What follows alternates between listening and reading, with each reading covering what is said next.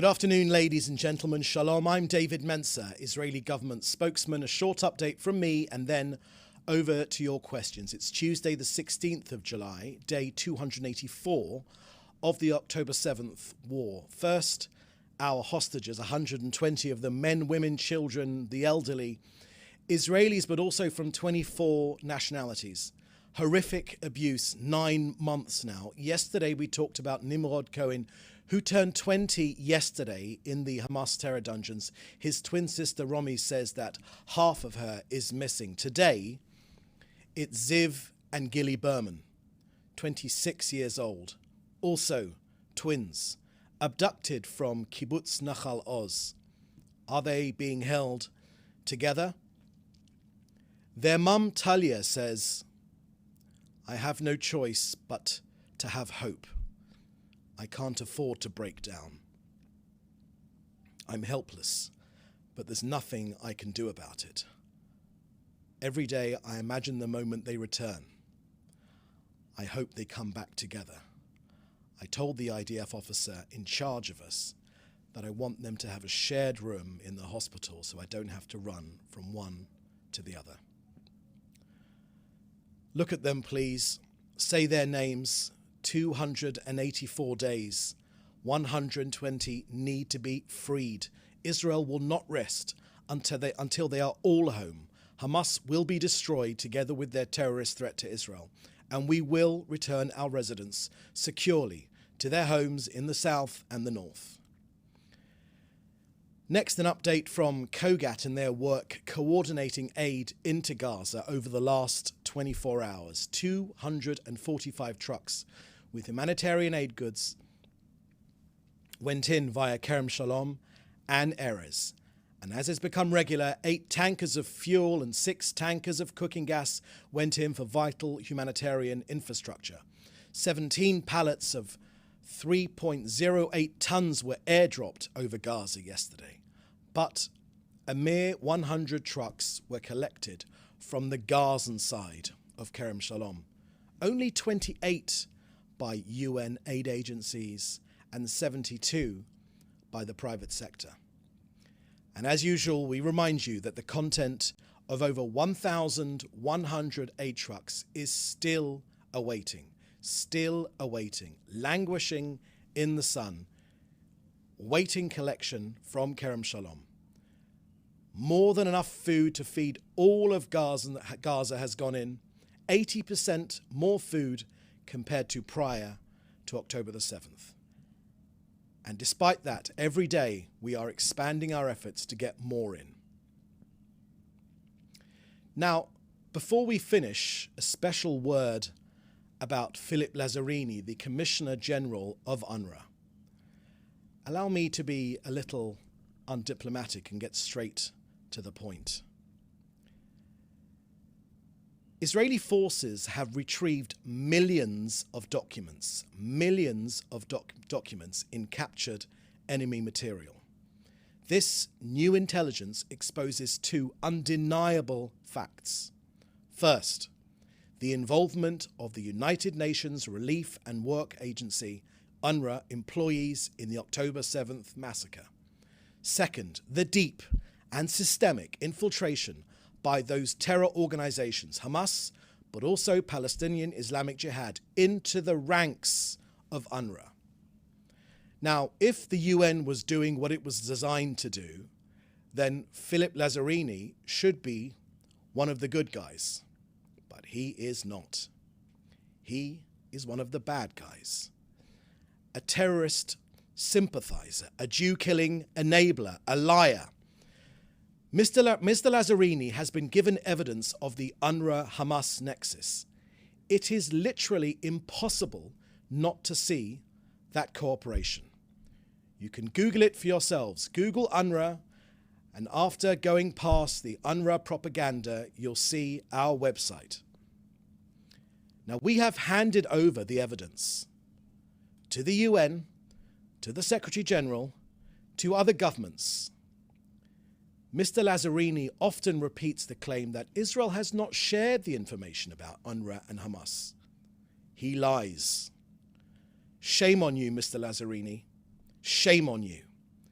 History will remember you as an accomplice to Jew killing and someone that prolonged the suffering of ordinary Gazans. Shame on you, Mr. Lazzarini. That's the end of our briefing today. I will now take your questions, which you should put in the chat together with your news outlet. Thank you. First question from Joel Pollack at Breitbart News. Could you comment on the prayer yesterday at the Republican National Convention for the welfare of the Israeli hostages? Thank you very much for that question, Joel.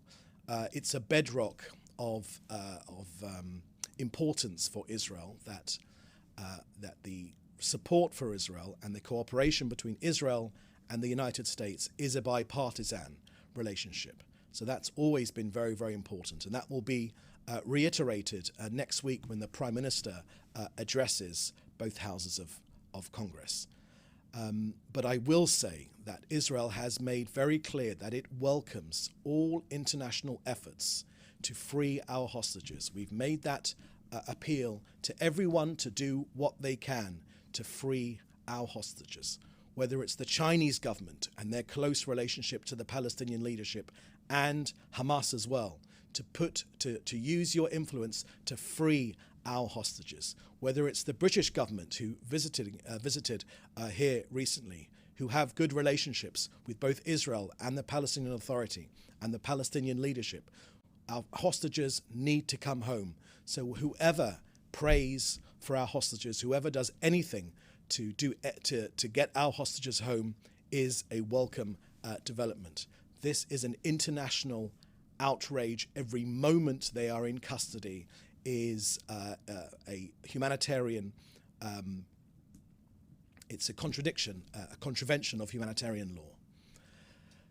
Next, Marvel Entertainment, also from Joel Pollack at Breitbart News. Number 2, Marvel Entertainment has erased the Israeli identity of Sabra, an Israeli character in an upcoming film, making her Russian instead. Could you comment on the change, and does it reflect a capitulation to anti-Israel activists?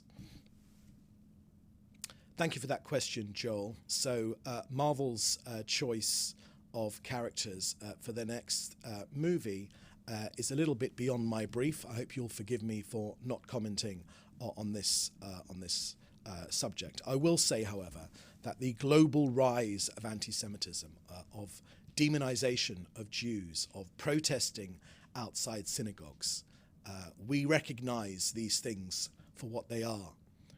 We, the Jewish people, have experienced evil. We recognize evil when we see it. It's within our DNA.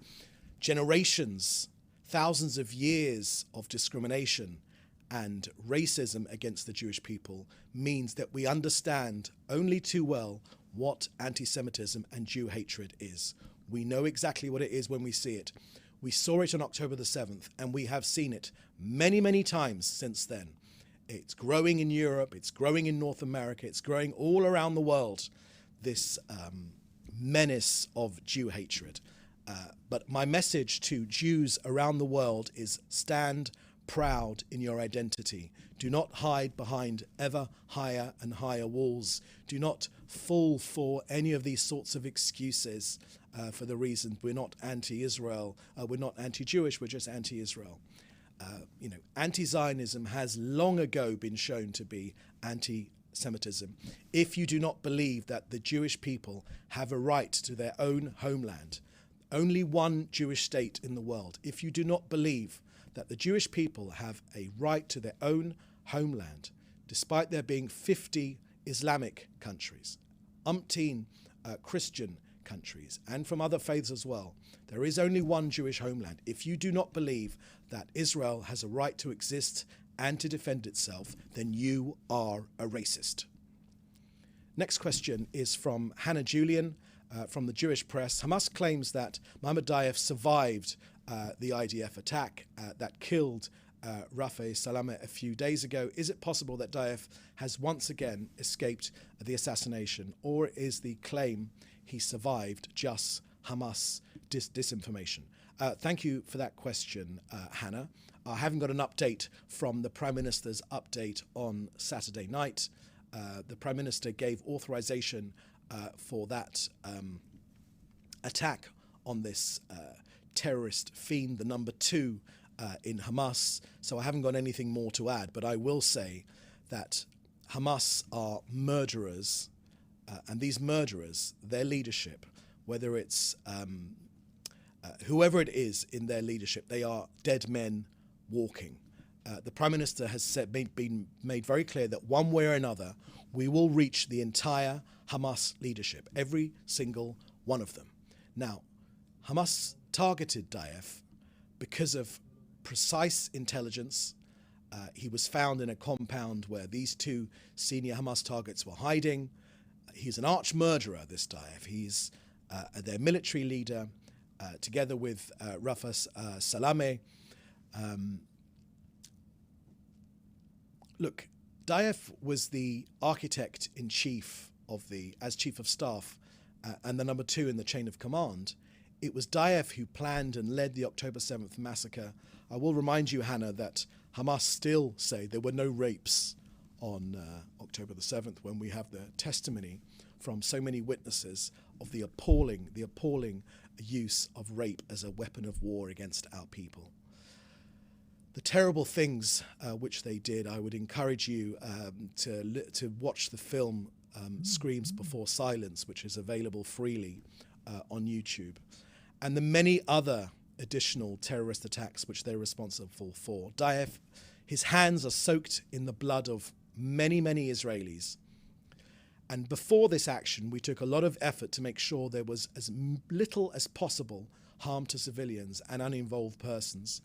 And of course, our intel was that there were no hostages in the compound where these 2 were.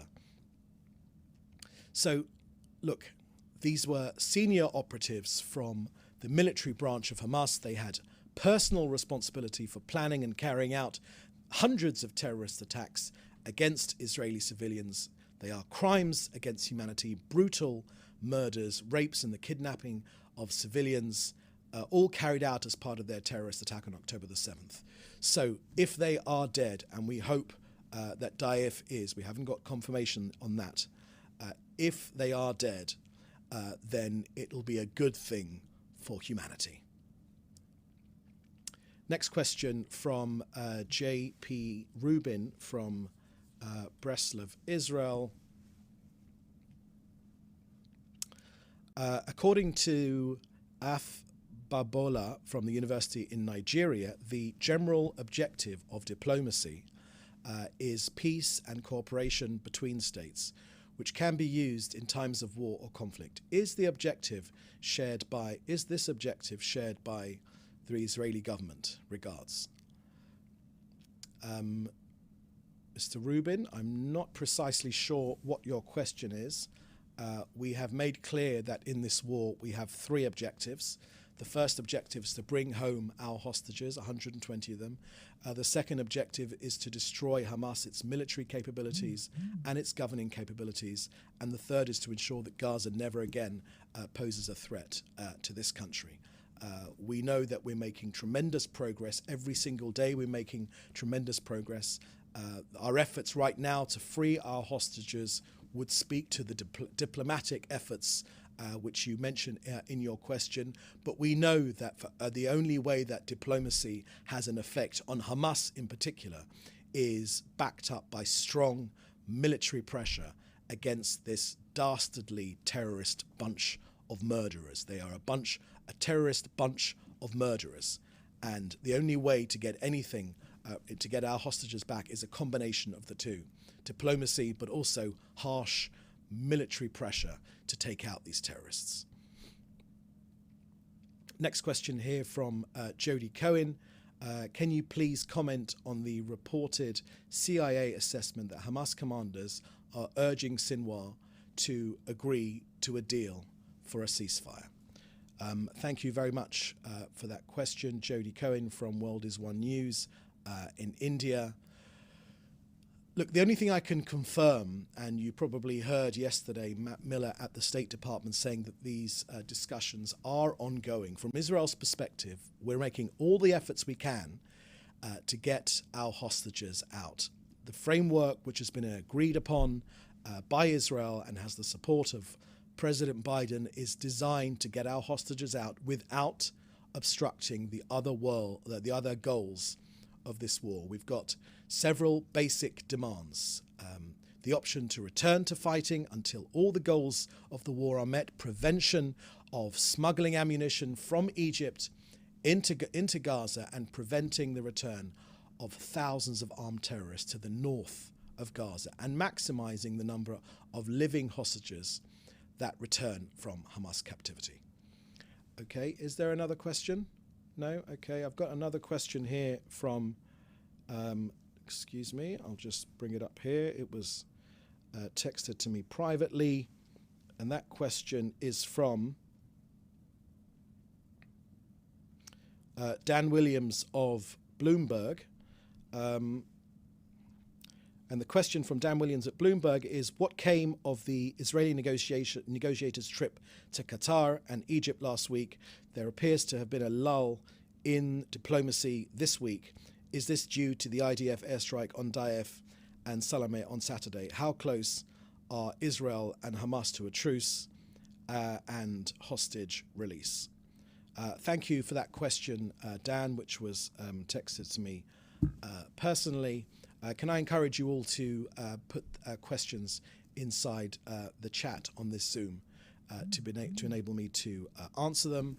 I think in my last question, Dan, I was able to give you an idea of the Israeli position on these negotiations, which, according to Matt Miller of the State Department, are ongoing. We want these discussions to succeed. We want to get our people out of the Hamas rapists' army clutches. We want to bring our people home and back to their families, and of course to bring home bodies of our hostages, people that Hamas have already murdered, to allow them a decent burial here in Israel or wherever their families see fit.